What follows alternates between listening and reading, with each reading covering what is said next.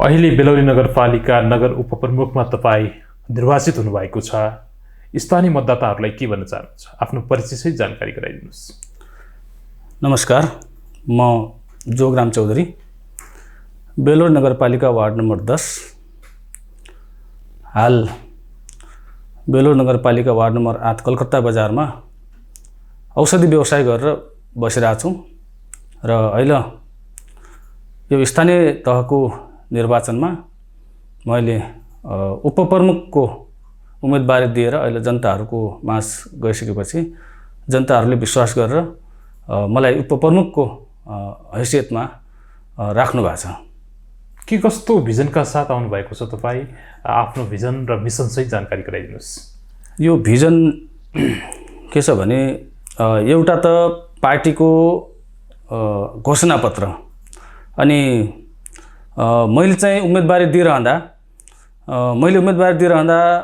के अरे एउटा बेलौरीलाई सभ्य, एउटा भ्रष्टाचार रहित र एउटा के अरे बेलौरीलाई कृषि क्षेत्र, त्यसपछि तपाईको युवाहरूको उसमा शिक्षा क्षेत्रमा सबैमा चाहिँ एक किसिमको के अरे उचाइ माथि उकास्न भनेर चाहिँ मैले आफ्नो उम्मेदवारी दिएको हो।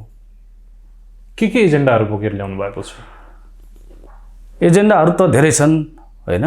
यो नगरलाई कस्तो नगर बनाउन चाहनुहुन्छ तपाईँ? तपाईका मुख्य एजेन्डाहरू के हुन्? यो नगरलाई मुख्य एजेन्डा भनेको हामीले कृषिलाई मुख्य उसमा राखेका छौँ। हामीले मुख्य एजेन्डाको रूपमा कृषिलाई राखेका छौँ हैन। कृषिको साथसाथमा शिक्षा, स्वास्थ्य लगायत बालबालिकाहरू सम्बन्धी, महिलाहरूको हकहित सम्बन्धी हैन, के अरे लागु औषधको एउटा चाहिँ हाम्रो एकदम पोकेट एरिया भएको हुनाले त्यसलाई पनि निर्मूल गर्ने र खास गरेर कृषि क्षेत्रलाई चाहिँ बढी चाहिँ ग्राह्यता दिएका छौँ। कृषि हाम्रो देश कृषि प्रधान देश र हाम्रो बेलौरी नगरपालिका पनि तपाईको के नभए पनि 80-90% सम्म कृषि चाहिँ पेसामा व्यक्तिहरू चाहिँ लागेको हुनाले यो बेलौरीलाई कृषिमै बनाउने भनेर कृषि क्षेत्रमै बढी जोड दिएको छ। जसरी शिक्षा, स्वास्थ्य, सञ्चार, यस्तै चाहिँ तपाईको चाहिँ बेरोजगार युवाहरूको यी विषयहरूलाई कसरी समेट्नु भएको छ? यी विषयहरूलाई तपाईँ कसरी यो नगरका बेरोजगार युवाहरूलाई कसरी स्वरोजगार बनाउनेतिर चाहिँ उन्मुख गर्नुहुन्छ? यस विषयमा के भन्न चाहनुहुन्छ? यो के छ भने हाम्रो बेलौरी नगरपालिकामा अब कल कारखानादेखि लिएर अन्य त्यस्तो कुनै पनि छैन। एउटा के अरे महाकाली सुगर मिल, त्यसपछि एउटा चाहिँ अमृत डिस्टिलरी, दुईटा सानो सानो चाहिँ कल कारखानाहरू चाहिँ हाम्रो उसमा सञ्चालन छन्। यसमा पनि धेरै जसो कमसेकम 400-500 जना चाहिँ यसमा के अरे रोजगारी गरिराखेका छन् हैन। र खास गरेर के छ भने युवाहरूलाई आफ्नो युवाहरूको आफ्नो दक्षता योग्यताको आधारमा उहाँहरूलाई सिप सिकाइसकेपछि जस्तै तपाईको अब कृषि के हुन्छ भने हाम्रो यहाँको बुझाइ के छ भने कृषिलाई एकदम थर्ड क्लासको व्यापार मान्छन्। कृषि भनेको यस्तो चिज हो, कृषि उत्पादन गरेर पनि युवाले चाहिँ आफ्नो स्वरोजगार आफूले चाहिँ के अरे विदेशमा जानुभन्दा पनि बढी पैसा कमाएर पनि यहाँ चाहिँ धेरै जसोले चाहिँ देखाइसकेका छन्। यो कृषिमा के छ भने एक त हाम्रो चाहिँ सरकारी स्तरबाट, नगर स्तरबाट अथवा कुनै स्तरबाट चाहिँ त्यस्तो के अरे अनुदान अनि चाहिँ तालिम गोष्ठीहरूको धेरै कमजोरी छ। एउटा युवालाई कुनै पनि तपाईको बाख्रा पालनदेखि कुखुरा पालन भयो, त्यसपछि तपाईको अब राम्रो उन्नत जातको बिउ बिजन ल्याएर चाहिँ कुनै किसिमको चाहिँ खेती गर्ने, तरकारी खेती गर्ने, त्यस्तो उत्साहित गर्ने यहाँ कुनै पनि त्यस्तो संस्था नभएको हुनाले हाम्रो यहाँ चाहिँ युवाहरू एकदम मारमा परेका छन्। त्यस्ता युवाहरूको लागि जो दिन प्रतिदिन खाडी मुलुकमा गएर चाहिँ यस्तो जोखिमपूर्ण चाहिँ आफ्नो जीवनयापन गरिराखेका छन्, तिनलाई हरेक कृषिको क्षेत्रमा तपाईको कसैलाई चाहिँ तरकारी खेती, उखु खेती धेरै जसो किसानहरूले गरिराखेका छन्।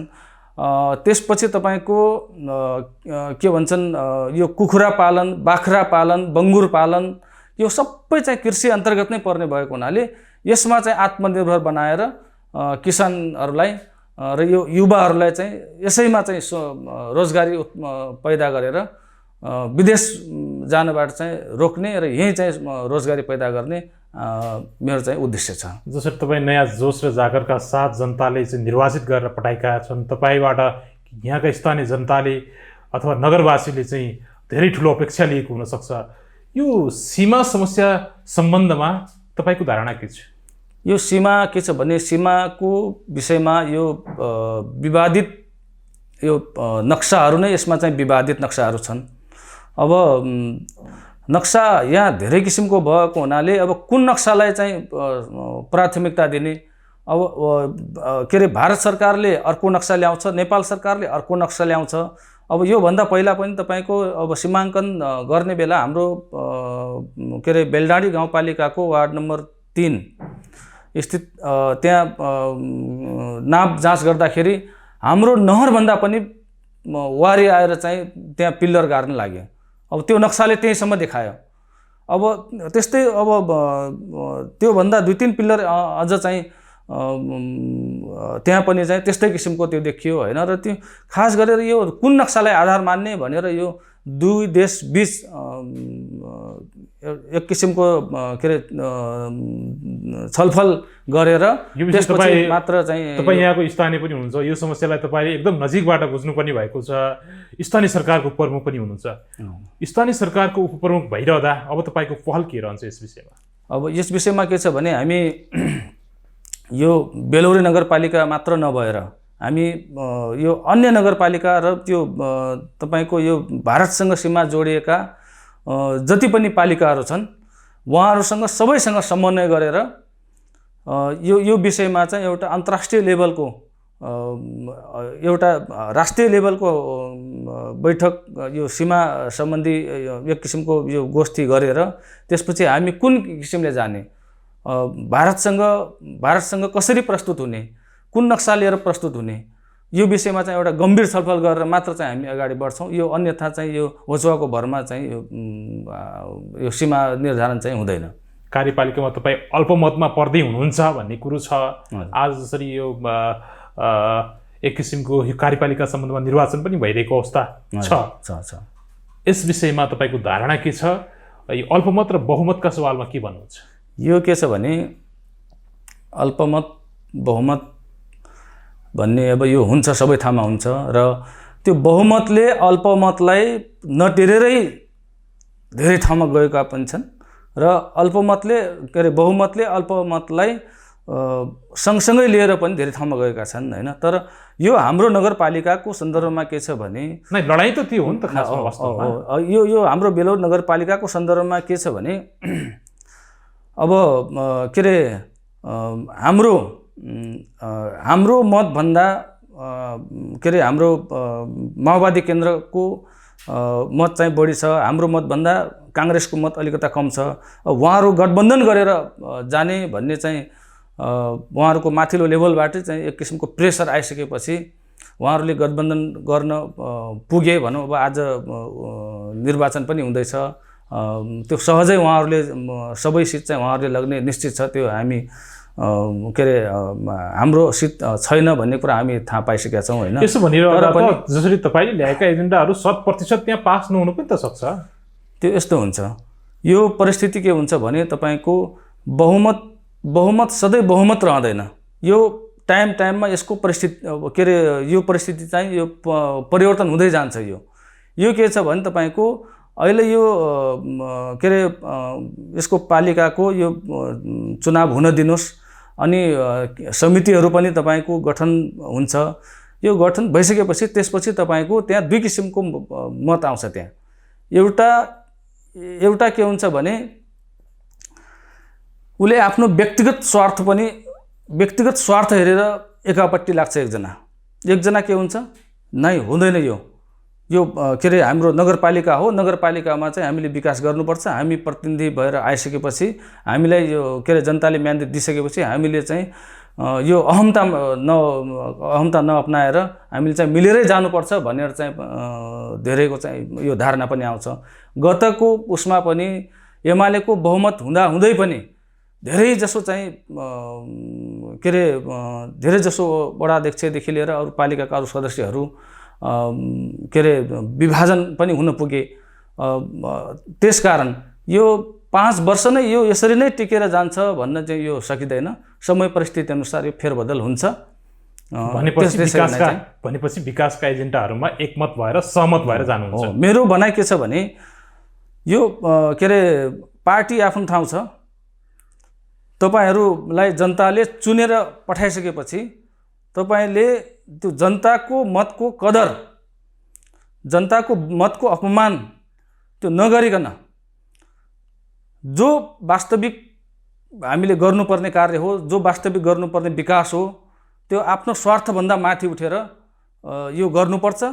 अन्यथा यो यदि आफ्नो स्वार्थमा त्यो कसैको भनाइमा लागेर यो कार्य गरेपछि जनताले दोस्रो पटकको लागि चाहिँ विदाई गरेर चाहिँ पठाउँछन् भनेर मैले चाहिँ सबैसँग चाहिँ भन्ने गरेका छु। तर जहाँसम्म होला अब त्यस्तो चाहिँ हाम्रो नगरपालिकामा त्यस्तो नहोला।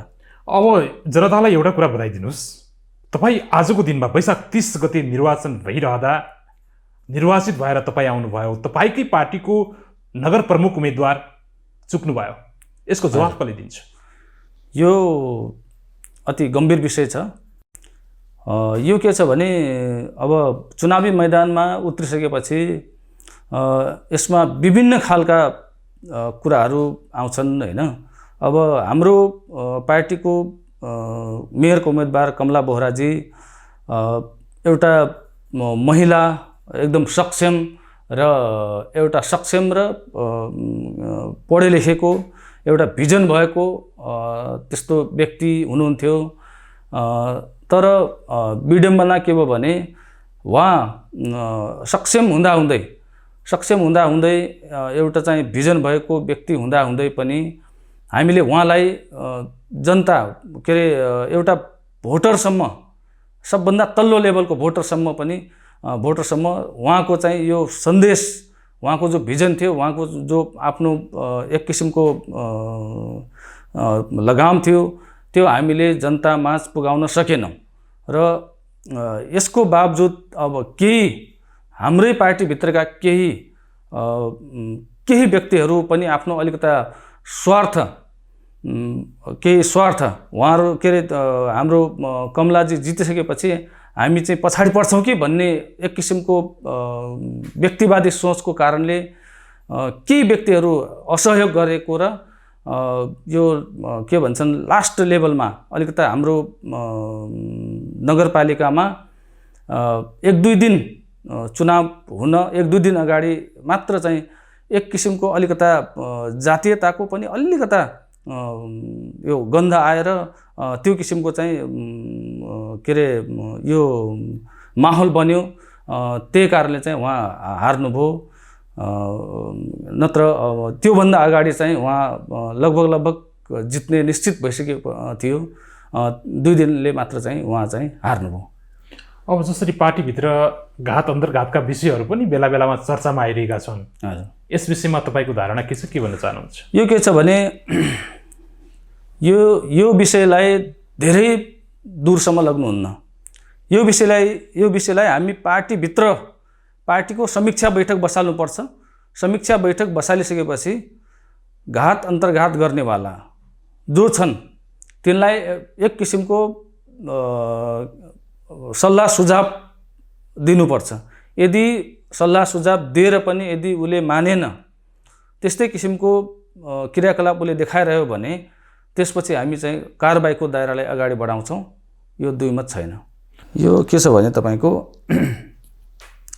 अब अहिले म यहाँ बोलिरहँदा म एक किसिमको भाषा बोलाउँला, तर यो केही दिनमै परिवर्तन पनि हुनसक्छ। यो समय परिस्थिति अनुसार, समयको माग अनुसार यो यो यस्तो हुन्छ है भनेर चाहिँ अहिले भन्न सक्ने अवस्था हुँदैन।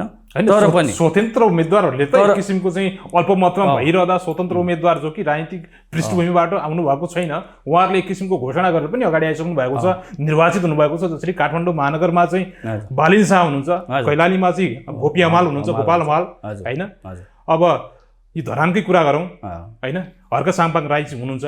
यस्तो अवस्थामा, यस्तो जर्जर अवस्थाबाट समेत आएर उहाँहरूले एक किसिमको अठोट गरेर अगाडि बढ्दै हुनुहुन्छ भनेपछि तपाईँ एउटा जननिर्वाचित हो र तपाईँ एउटा पार्टीबाट आउनु भएको छ, तपाईँको पार्टीको पनि त्यहाँ भित्र बाहुल्यता छ। यस विषयमा बताइदिनुहोस्, अबको 5 वर्षपछि नगरले के पाउँछ, यहाँको जनताले के पाउँछ? अब यो 5 वर्षभित्र हामीले सबभन्दा त कृषिलाई नै एक किसिमको आधुनिकीकरण गर्दै कृषि पेसालाई चाहिँ के अरे यसैमा चाहिँ बेरोजगार मुक्त युवाहरूलाई चाहिँ यसैमा समावेश गरेर चाहिँ एक किसिमको कृषिमा क्रान्ति ल्याउने भनेर चाहिँ यो एक किसिमको एउटा प्रमुख एजेन्डा भनेको यो छ। अर्को के छ भने यो शिक्षा जो छ, हाम्रो शिक्षा यस्तो शिक्षा छ, यो के भन्छन् मान्छे के अरे विद्यार्थी पढ्छ, त्यो पढिसकेपछि त्यसलाई चाहिँ व्यवहारमा उतार्न नसकिने किसिमको शिक्षा छ। यो एक किसिमको के अरे यस्तो पढाइ हो तपाईको जो टिचिङै मात्र गर्ने, अरू पेसामा चाहिँ जान नसक्ने, पाएपछि उही टिचिङ, नपाएपछि अरू कुनै काम पनि गर्न नसक्ने व्यवसायमूलक शिक्षा भएन। यो व्यवसायमूलक शिक्षा जबसम्म हुँदैन तबसम्म हामीले इन्टर ब्याचलर डिग्री गरेका कच्छन् यिनलाई कुनै किसिमको चाहिँ बाटो देखाउन सक्दैनौँ। र तेस्रो कुरा के छ भने यो स्वास्थ्यसँग सम्बन्धित कुरा छ। यो जनताले जबसम्म आफ्नो के अरे नगरपालिकामा यो मेरो नगरपालिका हो है भनेर चाहिँ जबसम्म हामीले चिनाउन सक्दैनौँ, नगरपालिकामा तपाईको के अरे अहिले भर्खरै अब फर्स्ट दिन नै हामीले एउटा स्वास्थ्यसँग सम्बन्धित के अरे एउटा निर्णय पनि गऱ्यौँ। अब त्यसमा मलाई धेरैले फोन गरेर पनि भने तपाईँ एउटा स्वास्थ्यसँग सम्बन्धित व्यक्ति भए हुनाले यो निर्णय गर्नुभयो कि के हो भनेर चाहिँ मलाई व्यक्तिगत रूपमा प्रश्न गरे। मैले भने यो नितान्त मेरो व्यक्तिगत स्वार्थको लागि यो निर्णय भएको होइन। यसमा धेरै गरिब तपाईको न्यूनतम आय आर्जन भएका परिवारहरूको यसमा चाहिँ के अरे फाइदाको लागि चाहिँ यो हामीले गरेका हौँ। यो के छ भने एम्बुलेन्स मान्छेको कुनै अप्ठ्यारो पर्यो, वहाँ बच्चा जन्माउन गएको छ स्वास्थ्य चौकीमा, त्यहाँ बच्चा नहुने अवस्था छ, त्यसलाई चाहिँ धनगढी या महेन्द्रनगर पुगाउने अवस्था छ, फोन गर्यो, फोन गरिसकेपछि को फलानु हो, ल यससँग त पैसा छैन है, यसले पैसा दिन्छ कि दिँदैन, के अरे स्वास्थ्य संस्था या अरू चाहिँ जुनसुकै समिति भए पनि त्यो ड्राइभरकै हातमा चाहिँ पैसा उठाउनेदेखि लिएर सबै चाहिँ ड्राइभरको हातमा छोड्या हुन्छ। अनि त्यो ड्राइभर पैसा भएको व्यक्तिसँग जान्छ, पैसा नभएको व्यक्तिसँग जाँदैन। ऊ कुनै बहाना लगाउँछ, उसले या बिग्रियाछ भन्छ या म अन्त छु भन्छ, त्यस्तो बहानाहरू लगाउँछ। त्यस उसले अब यो एउटा यस्तो अप्ठ्यारो परिस्थितिमा त्यो एम्बुलेन्स सेवा पाउँदाखेरि उनको कति राहत हुन्छ होला आफै सोच्नुहोस्।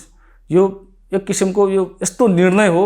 यो निर्णयले तपाईको हाम्रो के अरे नगरपालिका मात्र होइन, अन्य नगरपालिका पनि यो निर्णयले एकदम यस्तो भएका छन् कि हो वास्तविक निर्णय गर्नुपर्ने निर्णय त बेलौर नगरपालिका ले पो गरेका रहेछ भन्ने कुरा चाहिँ उहाँहरूले आत्मसात गरेका छन्। त्यसैले यो स्वास्थ्य सेवालाई यो एउटा तपाईको सिटामोलदेखि लिएर अन्य सबै अब हाम्रो यो बेलौरीमै फार्मेसी सेवा सुचारू भइसक्यो, अरू अन्य विशेषज्ञ सेवा पनि सुचारू गरौँला, अस्पतालहरू पनि बन्दैछन्। त्यस्तै तपाईको अब ठाउँमा प्रत्येक वार्डहरूमा चाहिँ शहरी स्वास्थ्य केन्द्रदेखि लिएर तपाईको अनेक कार्यक्रमहरू सञ्चालन छन् हैन। त्यसपछि तपाईको यो खोपदेखि लिएर अब अहिले चाहिँ के भन्छन् तपाईको यो के अरे अहिले भर्खरै एउटा खोप सञ्चालन भयो नि, मैले नाम बिर्सिहालेँ। यस्ता खोपहरू के छ भने हामीले जनमानसमा एक किसिमको प्रेरणा दिनुपर्छ कि यो खोप लगाउनुपर्छ, यो औषधि खानुपर्छ भनेर चाहिँ जबसम्म हामीले जनतालाई बुझाउन सक्दैनौँ तबसम्म चाहिँ कुनै किसिमको चाहिँ हामी फल पाउन सक्दैनौँ। अहिले इन्सेफ्लाइटिस भन्ने कहाँ गयो इन्सेफ्लाइटिस देखिँदैन, दादुरा भन्ने देखिँदैन, पोलियो भन्ने देखिँदैन होइन। अहिले तपाईँको अब यो के भन्छन् टाइफाइड, अहिले भर्खर मैले चाहिँ के अरे नाम लिन बिर्सेँ, यो टाइफाइड विरुद्धको खोप जो अहिले लागिरहेछ नि, यो अहिले यो हाम्रो समाजमा टाइफाइड भनेको व्यापक छ। टाइफाइड जहाँ गयो टाइफाइड भन्छन्। टाइफाइड भनेको कस्तो रोग हो, के रोग हो भन्ने कुरा उहाँहरूलाई थाहा छैन। टाइफाइड भनेपछि ठुलो महामारी हो, ठुलो रोग हो भनेर कसैले त आफूलाई टाइफाइड भनेपछि धेरै गर्व पनि गर्ने गर्छन्, हो मलाई टाइफाइड लागेको रहेछ भनेर चाहिँ त्यस्तो गर्व पनि गर्ने गर्छन्। र यो रोगलाई पनि नियन्त्रण गर्नलाई तपाईँको अहिले खोप दिइरहेछ, के अरे नेपाल सरकारले खोप दिइरहेछ। अब यो केही दिनपछि यो टाइफाइड पनि हराएर जान्छ। हेर्नुहोस् अब जसरी यहाँहरूले अस्ति भर्खरै मात्र पहिलो निर्णय सुत्केरी महिलालाई निःशुल्क एम्बुलेन्स सेवा प्रदान गर्ने नगरवासीलाई त्यो एउटा निर्णय गर्नुभयो, एकदमै राम्रो निर्णय गर्नुभयो। यसमा चाहिँ नगरवासी सबै विपन्न परिवार हर्षित भएका छन्। यसको लागि यहाँहरूलाई धन्यवाद छ, एकदमै महत्त्वपूर्ण निर्णय गर्नुभयो। अब एउटा कुरा बताइदिनुहोस्, तपाईँ स्वास्थ्य पेसामा आबद्ध एकजना स्वास्थ्य कर्मचारी हुनुहुन्छ र स्वास्थ्य सेवाबाट जनताको सेवामा आइरहँदा आज निर्वाचित भएर नगर उपप्रमुखमा आइरहँदा कतिको सङ्घर्ष गर्नु पर्यो? आफ्नो सङ्घर्ष यात्रा बताइदिनुहोस् न। यो के छ भने अब म स्वास्थ्य सेवामा कार्यरत थिएँ। 20 वर्षसम्म चाहिँ मैले आफ्नो स्वास्थ्य सेवा अब एउटा क्लिनिक, एउटा मेडिकल मैले सञ्चालन गरेँ। यो के छ भने यो स्वास्थ्य सेवा मैले दिइरहँदा मैले आफ्नो औषधि पसलमा मात्र नभएर तपाईँको प्रत्येक घरमा गएर राति होस् दिउँसो होस् जतिखेर पनि जनतालाई अप्ठ्यारो परेको बेलामा हरेक घरमा गएर जनताहरूको मैले सेवा गरेँ। हरेक कुनै कसैको घर एकाध घर छुट्या होला, तपाईँको प्रत्येक घरमा मैले चाहिँ त्यो पुगेको छु। र त्यो जो मैले चाहिँ जो प्रत्येक घरमा पुगेँ, त्यसपछि त्यहाँ चाहिँ एक किसिमको यस्तो वातावरण बनायो तपाईँको जो म बिना चाहिँ मेरो औषधि पसल बिना म बिना चाहिँ मान्छे बिमारी भएपछि त्यहाँ कुरेर चाहिँ घन्टासम्म कुरेर बस्थे। तब पनि तपाईँको अरू ठाउँमा म जान सक्दैन, म उहाँसँग नै उपचार गराउँछु भनेर घन्टासम्म पनि मान्छे कुरेर बस्थे। त्यो भनेको एक किसिमको मैले चाहिँ अब कुन किसिमको उहाँहरूलाई चाहिँ एउटा लगाम मैले लगाउन सकेका छु भन्ने त्यो उहाँहरूले चाहिँ बुझेरै त्यो 1-2 घन्टासम्म चाहिँ त्यो लाइनमा लाग्नुभएको थियो होला होइन। र यसमा के छ भने म यो सेवा गरिसकेपछि तपाईँको अब यो भित्रैबाट मात्र सेवा गरेर हुँदैन, अब चाहिँ बाहिर चाहिँ यो नगर स्तरीय अब एउटा खुला उसमा चाहिँ गएर पनि हरेक किसिमको सेवा दिन सकिन्छ। यो स्वास्थ्य सेवा मात्रै ठुलो कुरा केही होइन, अरू सेवा पनि मैले चाहिँ दिन सक्छु। अनि के अरे स्वास्थ्यसँग सम्बन्धित अन्य कार्यक्रमहरू पनि ल्याएर यो हाम्रो नगरपालिकाका जनताहरूलाई एउटा चाहिँ सुखी एउटा के भन्छन् तपाईँको दुखी रहित यो नगरपालिका बनाउन सक्छौँ भनेर चाहिँ म आएँ। र यसमा मलाई त्यति गाह्रो भएन।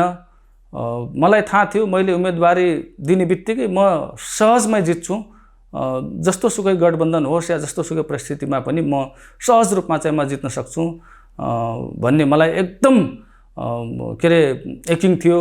किनकि तपाईँको अहिलेसम्म कसैले एउटा एक औँलासम्म चाहिँ ठड्याउन कसैले पनि अहिलेसम्म मलाई चाहिँ सकेको छैन। अब त्यो यो काम गर्दाखेरि अब कामको सिलसिलामा कहिले चाहिँ अब राम्रो होला नराम्रो होला, अब पछिको कुरा त्यो अलग कुरा हो। तर चाहिँ अहिलेसम्म कसैले म तपाईँलाई भोट दिँदैन है भनेर मैले अर्काको मुखबाट पनि मैले सुन्न परेको छैन अहिलेसम्म। त्यसैले यसमा आउन चाहिँ मलाई त्यति सहज के अरे त्यति नराम्रो भएन, एकदम सहजै म आएको हुँ र सहजै चाहिँ जित पनि हासिल गरेँ। अब अन्ततः जाँदै मतदाताहरूलाई, नगरवासीहरूलाई के सन्देश दिन चाहनुहुन्छ, के भन्न चाहनुहुन्छ? अब मलाई वैशाख 30 गते आफ्नो अमूल्य मत दिएर एक किसिमको उहाँ केही काम गर्न सक्नुहुन्छ है भनेर चाहिँ जो अमूल्य मत जनताहरूले दिनुभएको छ, उहाँहरूलाई आफ्नो हृदयदेखि म आफ्नो व्यक्तिगत तर्फबाट मेरो मेरो पार्टी नेकपा एमालेको तर्फबाट र बेलौर नगरपालिकाको तर्फबाट तपाईहरूले यत्रो घाम पानी रात दिन केही नभनिकन हामीलाई जिताउन, मलाई जिताउन र मलाई सहयोग गर्न खटिनु भयो, त्यसको लागि म एकदम हृदयदेखि तपाईहरूलाई धन्यवाद दिन चाहन्छु। र आगामी दिनमा तपाईहरूको यो जो मेहनत छ, तपाईहरूले जो म प्रति चाहिँ लगाम जो लगाउनु भएको छ, उहाँको अवमूल्यन हुने दिने छैन। तपाईहरूको तपाईहरूले सोचेको कुराहरूलाई एकदम के भन्छन् स्टेप बाई स्टेप एक एक गरी म चाहिँ बिस्तारै बिस्तारै पुरा गर्दै जानेछु र यसरी नै तपाईहरू एकजुट भइदिनुहोस् र तपाईहरू एक किसिमको आफ्नो गाउँ स्तरबाट, आफ्नो घर घरबाट, आफ्नो झुपडीबाट पनि सरसल्लाह समन्वय गरेर नगरपालिका वडाहरू सबैमा चाहिँ गएर आफ्नो सूचनाको अधिकार लिएर, सूचना कसैले लुकाउन खोज्लान् त्यो सूचनाको पनि अधिकार लिएर तपाईहरू खोजनीति गरेर आउनुहोला र मलाई सहयोग गरेकोमा हजुरहरूलाई सबैलाई चाहिँ एकदम धन्यवाद दिँदै म अहिले बिदा हुन्छु। हस्, धन्यवाद। हस्, व्यस्त समयका बावजुद पनि आफ्ना महत्त्वपूर्ण विचारहरू राखिदिनु भयो, यसको लागि यहाँलाई पनि धन्यवाद। Thank you.